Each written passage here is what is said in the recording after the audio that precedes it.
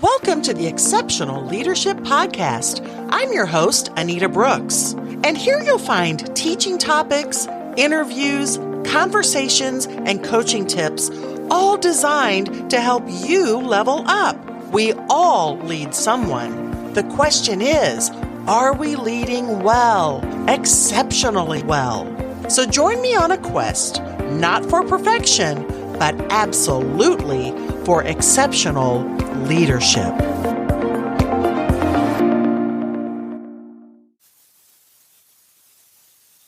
Well, here we are again. I am excited to talk about something this week that, I'm passionate about it. I just think so often about how many leaders are out there struggling because we hear, it's lonely at the top. Well, there's some truth to that. When you're in a leadership position, people are constantly bringing their problems and dumping them in your lap. And who do you turn to? Where do you go to vent? Who's there to encourage you and lift you up and support you as a leader? Sometimes we all feel that way, right? But I want to share some things today that can help you strengthen your mental fortitude, some things that you can do throughout each day that's going to help you take necessary, crucial mental breaks and emotional escapes throughout your day. I'm just so thrilled about this. So I want to talk first about a business leader that I'm going to call Elena. And so we're going to go with Elena on a quest for greater happiness and a sense of deeper fulfillment. And it's things that a lot of leaders say that they're lacking. They find themselves battling an onslaught of stress and pressure. So we're going to talk about some strategies that Elena employed to bolster her mental fortitude, as well as some other insights and exercises I've been able to use in my P4 power coaching practice. I just want to see you not only do a job exceptionally well, but I want you to feel better about yourself. I want you to feel good about what you do and who you are as a leader. Well, Elena, she was an accomplished leader and she'd always thrived on the pulse of her bustling business. I mean, she was someone who fed off of the energy as the company grew and yes, there was added weight on her shoulders, but she, kept figuring out how to get things done and she was pretty good about working with her team and delegating and things like that. So she wasn't a micromanager type of a leader. But still yet, when you have the pressures of an expanding team and you have an increase in customer demands and you have the relentless pace of a growing business, I don't care who you are or how good you are, it can begin to consume you. And that's what was starting to happen with Elena. Each day for her felt like a sprint.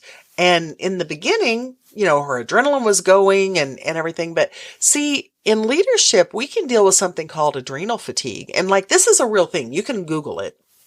So adrenal fatigue is something that happens often with people who work in law enforcement or emergency services.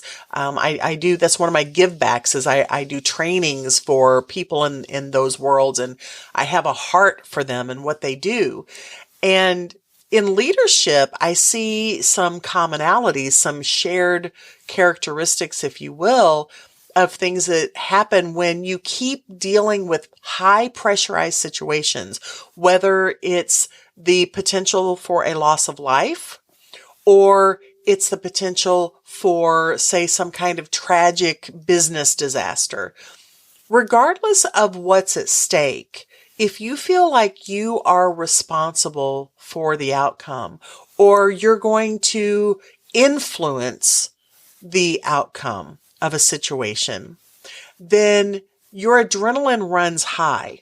Well, if that keeps happening day after day, week after week, month after month, and year after year, then your body starts to deplete its store of adrenaline. And so it gets harder and harder for it to generate it. And over enough years of time of this happening, then that's when adrenal fatigue can set in and your body struggles to release that adrenaline to give you the energy to push through. And this is why a lot of people in leadership or law enforcement, emergency services, any of those states can struggle where before they were able to pull from their stores and they were able to push through, and they start finding it more and more difficult as time goes on. Because, for someone like Elena, from the moment that they wake up into the late hours of the evening, they feel like they're putting out fires. They're having to make high stake decisions, and they're grappling with like these just massive responsibilities, and the stress is relentless. And over time, it makes you feel worn down. Well, in Elena's case, she knew that something had to change. She understood that to sustain her leadership and the health of her company, as well as to help herself be able to continue pouring into her teams, she needed to fortify her own mental resilience first. So she had that insight. She had that inner voice, if you will, that was telling her that. And so she began to seek professional help. And that's how I came into the life of this Elena. And so she engaged my services, and we began to work through some stress management and some resilience exercises and activities. And we worked on several key strategies. First we focused on mindfulness, and in her case, it was prayer and meditation. That's something that was important to her and something she was very open to. This may not be the answer for everyone. And I can tell you that as I work with leaders, the strategies that I incorporate, even though I have a vast repertoire, if you will, of many resources, I need to tailor them to the individual unique needs of that leadership personality, because everybody's a little bit different. So for Elena, that's what I did with her. So one of the first things that we did is we decided to carve out some moments in her day so she could feel more grounded, so she could get her bearings and not let the stress drive her, but her get to the point where she felt like she was back to driving her day. She needed to quiet the noise, and she needed to refocus her energies. And so she set aside a couple of times a day where she would communicate with everyone and let them know that for her, this was 15 to 20 minute periods of time. So it wasn't like lengthy periods, but what she would do is she would make herself unavailable for those moments. And then she would work and she would be prayerful. Again, she would meditate some, and then she would focus on being mindful. But it also gave her immediate mental break from whatever the pressures of that day were. And so it was very helpful. And another thing that I worked with Elena on was focusing on something positive, something energizing, something that prompted a sense of happiness. So I used an exercise that I use with many of my clients, and that was, what has lit you up so far this day? And I mean lit you up in a happy way. And so she began to journal and document, because that's one of the important factors of this exercise. I tell all of my leadership clients that when we're doing this, it's not enough to think about it. You have to actually document, but you write down something that's lit you up in a happy way. It's amazing how that does a few things for you. One, you're on the lookout for more positives. See, we can get, especially in leadership, when you're a problem fixer, okay? And we all are, those of us in leadership. We like to solve problems, but you stop just looking for problems to fix, and you begin looking for positives to think about and to report to yourself. And so when you do that, you're not just focused on negatives. You're not just focused on things gone wrong. You're focused on things gone right. And for leaders, that can be really refreshing. So that was something that I did with Elena, was helped her to see the value of documenting the things that lit her up. And I'll tell you, and I have done this exercise with countless people now. And I can just tell you over and over and over again, the report is very similar. Oh my gosh, I thought it was kind of corny at first. I didn't think it would make any difference. I can't believe how powerful it's been. And I know that because I do it with myself. I often ask myself, hey, what lit you up today? And then I have to write it down. Sometimes I type it in the notes of my phone. Sometimes I do handwrite it with a piece of paper and a pen in a notebook. Sometimes I type it in my computer. Doesn't matter how I document it. The key is to document it, because it's been proven scientifically that when we write something in, it embeds more deeply in our brains.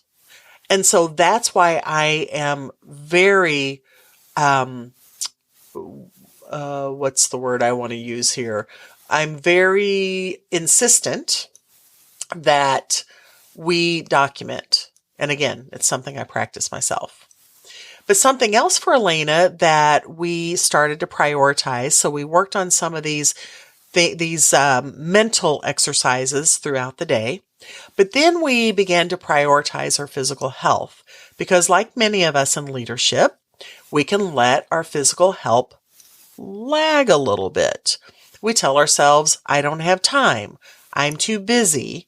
I can't get to that. And so if we don't prioritize and schedule things for our physical health, it's not going to happen. So one of the things that we started with her, and again, taking this from my own personal experience, is doing 1-minute intervals. Just taking 1 minute at a time, but doing it multiple times throughout your day. It can be 3 times a day. It can be 10 times a day. It can be 20 times a day. It doesn't matter. The thing is, you got to start somewhere. And you can't be perfectionistic about this. But she began to incorporate 1-minute intervals. And so here's what 1-minute intervals are to me. So I will run in place for 60 seconds, or I'll do jumping jacks for 60 seconds. I'll skip for 60 seconds. Obviously, I'm not doing these things in front of other people. I'll do like fast dancing for 60 seconds, but anything to get my heart rate up, get my blood pumping. And it's crazy, like in that short amount of time, how that can make such a difference in my day. But what has happened for me is I started with the 1-minute intervals, and like now I'm doing a lot more consistent, regular physical health activities, much longer lasting than that, but that helped me start somewhere. And I know what it's like when your day is so busy that sometimes you feel like you barely have time to use the restroom. Well, while you're washing your hands after you've went to the restroom, you can be running in place for 60 seconds, okay? We all know we're supposed to wash our hands a minimum of 20 seconds. Well, you can wash your hands for 20 seconds while you're kind of jogging in place. And yeah, there's a little bit of, finesse to it, but you can figure that out. I have. And while you're drying your hands, by the time you're done, you're probably about the 60-second mark, okay? Multitask. A lot of us leaders multitask. There are some things that multitasking isn't the best idea, but in this case, it works pretty well.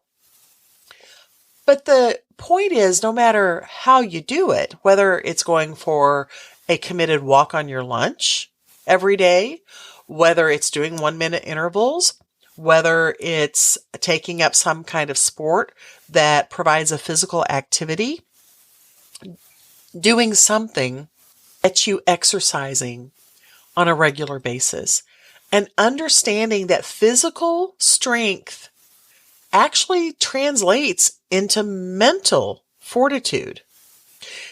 There is a connection between our bodies and our minds and our spirits. That's why you so often hear body, mind, spirit. We've heard it so much that sometimes we don't pay attention. It's become cliche. Don't let that happen. There is a connection. And if you are struggling in any capacity, mentally or emotionally, one of the best things you can do is get physical. Recognize the importance of nutrition. What are you fueling your body with? Or are you fueling it? Or are you just throwing a bunch of junk in there? If you just throw junk gas into your car, it's going to sputter. It's not going to operate efficiently. It may break down on you. And the same is true of our bodies. We've got to fuel ourselves with good nutrition. We've got to make sure we're drinking enough water. So many of us in leadership fill ourselves with caffeine. Caffeine is not going to cut it. We need to make sure that we are decreasing some of the caffeinated beverages and we're increasing our water intake. So for Elena, one of the things that we did, she was drinking energy drinks. She was drinking 3 to 4 of those a day. And so she started like weaning herself off. So what she did is she began first. So one of the cans, she would just drink half of it. And then she would refrigerate it to start the next day with. And so she then moved to a full can. So she cut out a whole can of it. Well, of course, this took weeks of time, but after a couple of months, she actually completely weaned herself off of her energy drinks. She just told me the other day, she's like, I cannot believe how much better I feel not drinking energy drinks. I kept telling myself that I needed them for energy, that I couldn't function without them. And the fact is, I am functioning so much better. My energy is higher and my mental focus is a lot clearer. And so think about that. I mean, how much are you putting into your body every day? Like, I do drink coffee, but I limit the amount of coffee that I have. I have 2 to 3 cups and that's it. I'm not going to drink a whole pot of coffee because it's not good for me. I also don't drink coffee every day. Sometimes I'll go for days long stretches where I don't have any because I'm not relying on the coffee, the caffeine to push me through my day. And so I feel like I'm a lot healthier because of that. And I'm very intentional when I do have caffeine so I drink a minimum of a gallon of water a day. But if I'm drinking caffeine, I'm also adding extra water, ounce for ounce, for however much caffeine I have.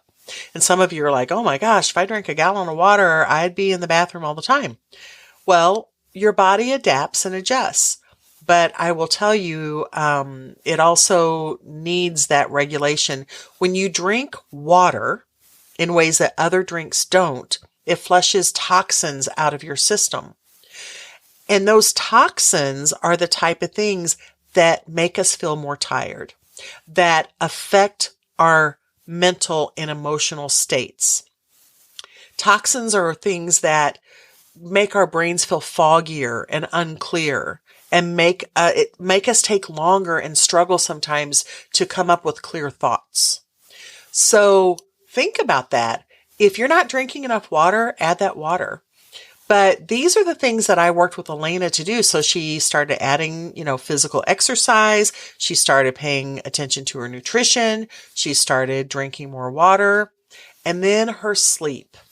So her sleep patterns had gotten really wonky. And so one of the things that I gave her a coaching challenge for early on, and this one was a struggle for her, was she kept her phone by her bed at night. And so sometimes it was flashing and waking her up. Sometimes she just would, know it was there and she'd feel the temptation to get on, and she's watching TikTok videos and YouTube and all this other stuff. And so I told her to put her phone in another room. Now, at first, she kind of resisted. She gave me a little bit of pushback. And she was like, yeah, but I mean, that's where my alarm clock is. And that's what wakes me up in the morning. And I told her, I said, I get it. My alarm is on my phone as well, but I still have my phone in another room. And you know what? I hear it. It's close enough that I can hear it, but it's far enough away that my mind and my eyes are not drawn to it. And so I get more restful sleep. So after the initial resistance, she agreed. And at first, I just asked her to do it for 2 weeks. And I said, let's reevaluate at the end of 2 weeks. Let me tell you, she was glowing pretty much when we talked 2 weeks later. She was like, oh my gosh, one, I don't think I realized just how much it was affecting my ability to actually rest at night. And she said, now I get it. And she said, I do feel a lot better. And she said, I never would have dreamed that just by moving my phone to a different room that it would make that kind of a difference. So if you're a leader who has your phone like right by your head, just simply move it to another room. If somebody really needs to call you and get through and it's urgent, they'll still call. Your alarm's still going to go off. Just make sure it's within earshot. But also another thing too, and I forgot about this. This is something that Elena and I did together. She turned off a lot of the notifications that she was getting that were going off in the middle of the night. So you may need to do that. If you have notifications constantly blowing up your phone and your phone is within earshot, guess what? It's going to disrupt your ability to get good REM deep sleep, which you need, by the way, so you can wake up and actually feel rested. So I know we've camped on that a lot, but I'm just telling you, this is so important, guys. If you want to increase your mental fortitude, which I'm telling you, we have to have strong mental fortitude as leaders, then these are some of the things that you need to do for yourself. It should be part of your self-care routine. And by that, you're going to do a better job for everyone that you're leading. So make sure that you're fueling your job appropriately and resting your body. I mean, fueling and resting your body, those need to be high priority items for yourself. And then making sure that on a regular basis that you are asking yourself if you're delegating appropriately and equipping your people to do a job well when you delegate. I've brought this up in other podcasts. I just brought it up in the previous podcast because I run across it so often. Even leaders who believe that they delegate and believe they delegate well sometimes miss the aspect of making sure that you have equipped your people to do the job like they need to. Make sure they're adequately trained. Make sure that they have the tools and the resources at their disposal to be able to do that job exceptionally well. So yes, delegate, but make sure that you delegate in such a manner that your people are able to succeed in that. But when you offload those tasks that don't truly require your direct attention, you're going to feel better. It's going to relieve some of that emotional and mental energy that's taking a toll on your body, mind, and spirit. And by the way, then you get to encourage your people. You get to celebrate with your people. You get to shine a spotlight on them, which only increases their loyalty to you, which in turn increases their performance, their productivity, and lessens the odds that they're going to leave and go someplace else, which, by the way, would only put more pressure on you because then there's new people to train and then you lose good experience. Okay. So there's so many benefits to doing this. So just make sure that you delegate and delegate exceptionally well. And then for Elena, something else that I helped her do is to discover the power of a supportive network. So connecting with other leaders, and she's actually become part of one of the masterminds that I lead. I have a limited amount of leadership masterminds that I facilitate because I know the power of networking and having that supportive environment, a safe place where you can vent, where you can discuss problems, where other people can give you ideas, where you can brainstorm. Sometimes you learn strategies from other people, but you find solace and strength in knowing you're not alone in your leadership struggles. And so that was something that we did for Elaine.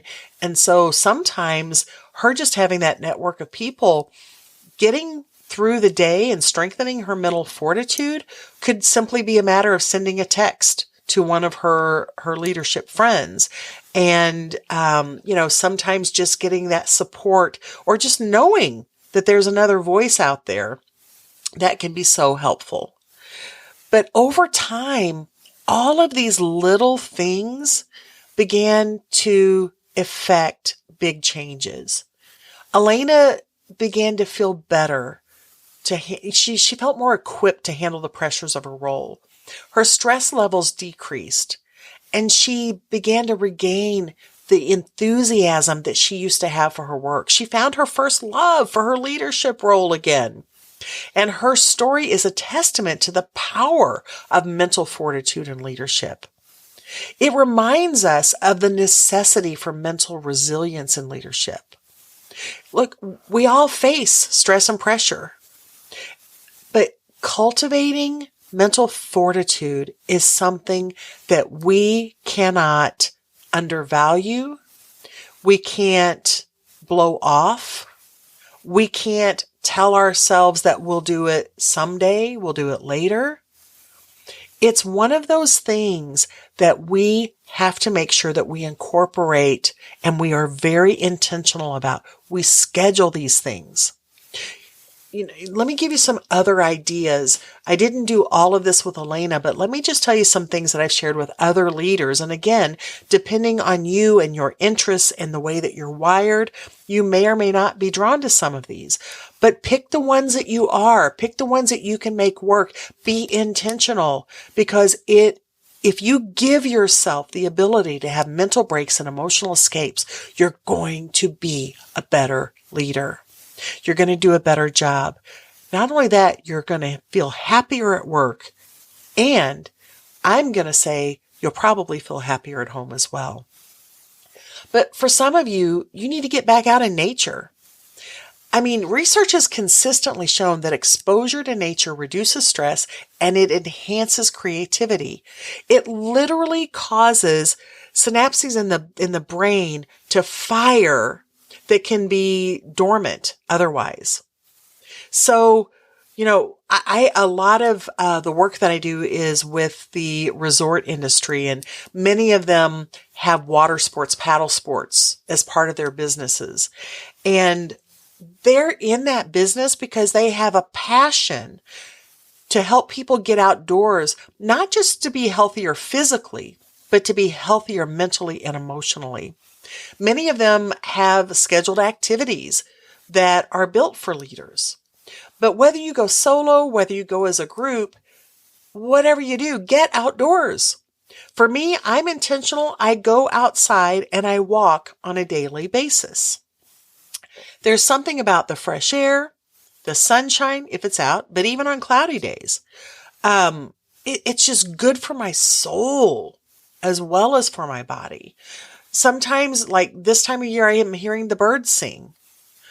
Sometimes it's feeling that warm breeze. But I've been out there when it's been -10 walking. And I'm going to tell you something. The briskness of the air feels good. Getting that in my lungs and just being out in nature, it transforms us internally. And as leaders, when we do that, it's amazing how new things begin to fire in our brains. I have come up with many a solution to a client's problem just by being on a walk or paddling a kayak or being in a canoe or a raft. Sometimes just a lazy tube ride down the river can do it. Sometimes it's been, going out and playing tennis. Now, I'm a terrible tennis player, but I'm outdoors. I'm moving. And when I do that, I'm in a relaxed state and creativity has the freedom to flow.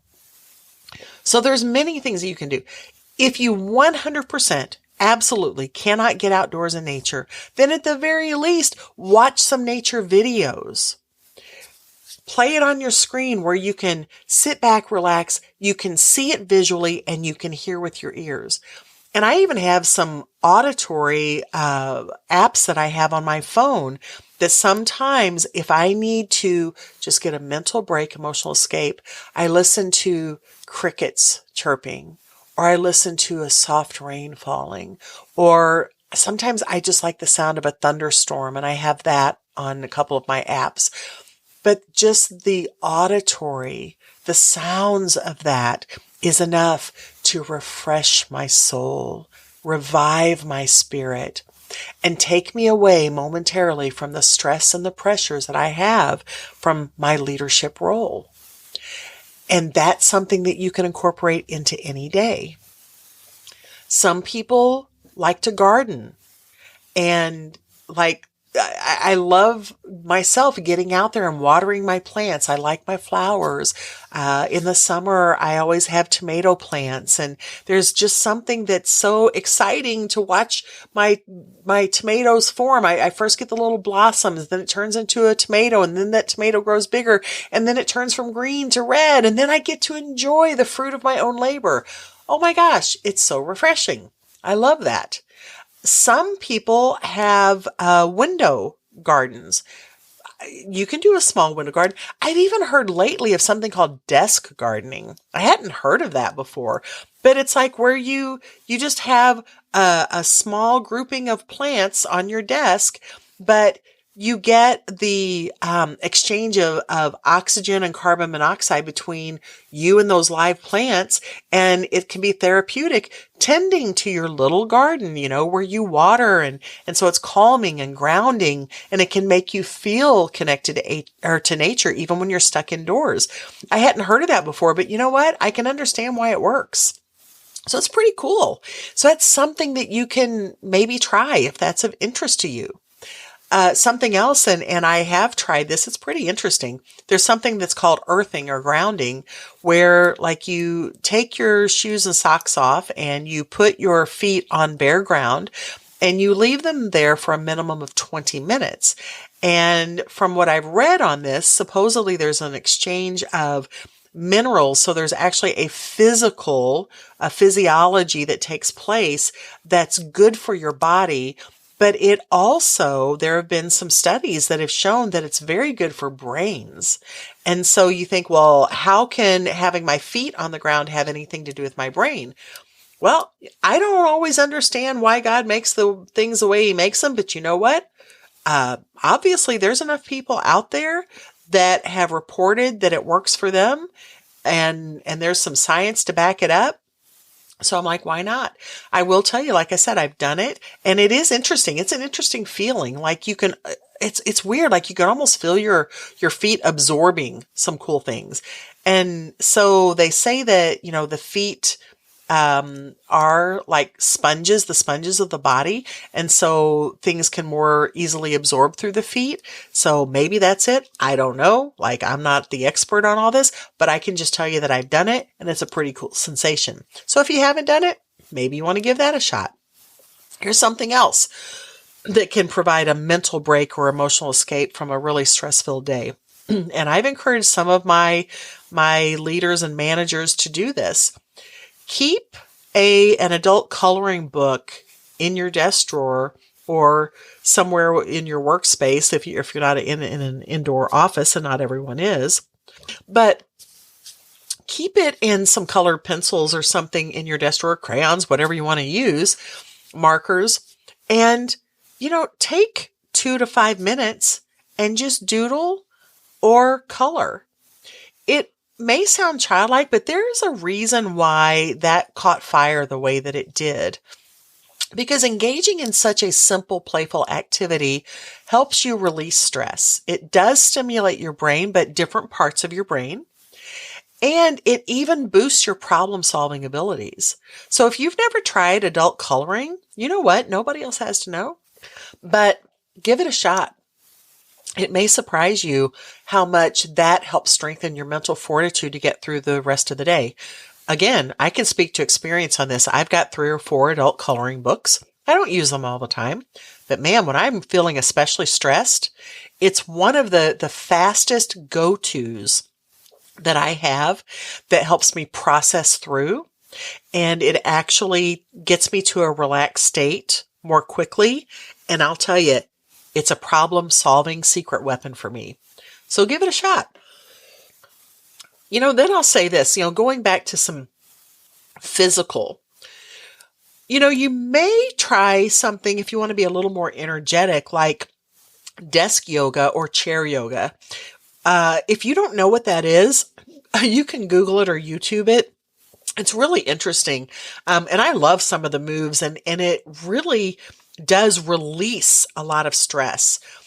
I found when I was writing my book, Getting Through What You Can't Get Over, shortly after I published that book, and I was really kind of bummed that I didn't find this while I was writing the book, but that there's some studies that have shown that trauma actually is attracted to and gets stuck in human muscle.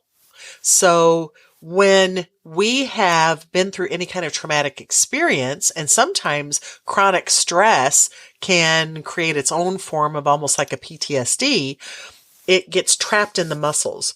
So anything that causes the muscles to tremor, it's been proven that it helps release the trauma from the muscles. Isn't that crazy? Just such a weird thing, but kind of crazy cool. So, doing some kind of desk yoga or chair yoga or some other like kind of, office friendly or indoor friendly workout can be one of those things that helps release stresses that are built up. Because if trauma gets stuck in the muscles, I would not be surprised that stress doesn't do the same thing. So maybe, some stretching or a few, push-ups or sit-ups or something like that. Maybe that can help relieve the tension, increase your blood flow, and re-energize your brain. I know some of that's going to happen. And I'm just telling you right now, check into that chair yoga thing. It's pretty fascinating thing. But something else that many people find that helps to strengthen their mental fortitude and helps to relieve stress is just music. How about taking a 5-minute dance break? I talked about using dance in a 1-minute interval. Well, you know what? Do it for 5 whole minutes. Shut yourself off, close your door, put yourself in a place where nobody else can see you. And then for 5 minutes, turn on like one of your favorite songs or, play a couple of your favorite songs and just dance like a maniac. But I'll tell you what, it's fun, it's playful, and it's an uplifting way to shake off stress and lift your own spirit. And if dancing isn't your thing, then consider learning to play a simple instrument. I actually have a leader that I work with who has a secret harmonica. And so he likes to pull his harmonica out sometimes when he's stressed, and he'll just play a few bars for, 2 to 3 minutes. And he says it instantly takes his brain to a completely different place. It relieves the stress. And when he's done, he said not only does he feel better, but then he feels like he's ready to solve the problem, whatever the problem or problems are. I've got another person. This is not a client of mine. This is just someone I know, but she plays a ukulele for stress relief. I find that fascinating. That's not going to be my thing, but you know what? If you are a music lover and you don't want to just listen to music, maybe you want to play an instrument, find one that works for you and take a couple of minutes and give yourself that stress relief. It can be a rewarding challenge that takes your mind off of work for a few minutes. And maybe you'll be like my one leader client who says after he does that, he's ready to solve the problems. So whatever it is, I've given you, several different possibilities, things that you can do. But the key is just find what works for you, what will work for you, and something that you will follow through on, because that's the key. It doesn't matter how much you know if you don't do something with what you know. If you know it works for you, do something with what works for you so that you can help reduce the stress. You can help strengthen your mental fortitude. You can give yourself an emotional escape. And then you will be better prepared to pour into other people, to help and support other people, to come alongside and work with other people, and do that in an effective and exceptional way. As a leader, your mental and emotional health, that well-being is crucial. not just for you, but for the health of your organization as well. Probably for the people in your personal life as well. Definitely for the team members that you're leading as well. Your mental and emotional well-being are so important. So don't be afraid even to try the unconventional so you can get some mental breaks. Find some refreshments for your mind. Give your brain a break every now and again. Test me in this and tell me when you do that you are not feeling better, but also doing better because you've not kept yourself worn out. You don't have to go on some extravagant vacation. You don't have to get away out of town, out of state, out of country to relieve stress. There are little things that you can do daily. The key is to do them every day. The key is to be intentional. The key is to schedule, to make sure that you are the best leader that you can possibly be. You need to do it for you. You need to do it for your organization. You need to do it for your people, professionally and personally. And when you do, you will be happier, you will be healthier, and you will feel more fulfilled. Until next time, stay intentional and be exceptional. Thank you for joining me for another episode of the Exceptional Leadership Podcast. There's magic in meeting with an objective, and I always have an objective for you, not only in these episodes, but also from the other resources I offer on my website, anitabrooks.com. That's ANITABROOKS.com. There you'll find information on digital courses, webinars, books, workbooks, of course, my in-person P4 power coaching for businesses and organizations. And if you need a speaker for your conference or your strategic retreat, I'm your gal.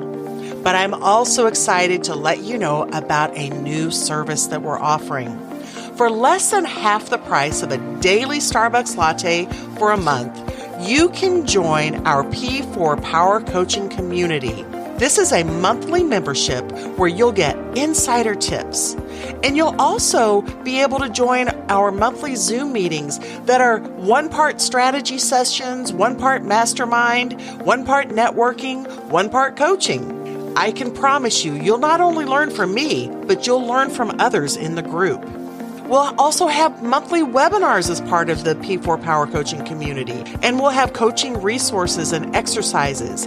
And you'll get first opportunities and special offers for many of the other things that we have to offer. And of course, you will get leadership encouragements. The P4 Power Coaching community is all about growth, success, and celebrating our wins. And remember, it's never too late for a fresh start with fresh faith. So embrace your exceptional leadership impact with fresh resolve to make the difference you were made for.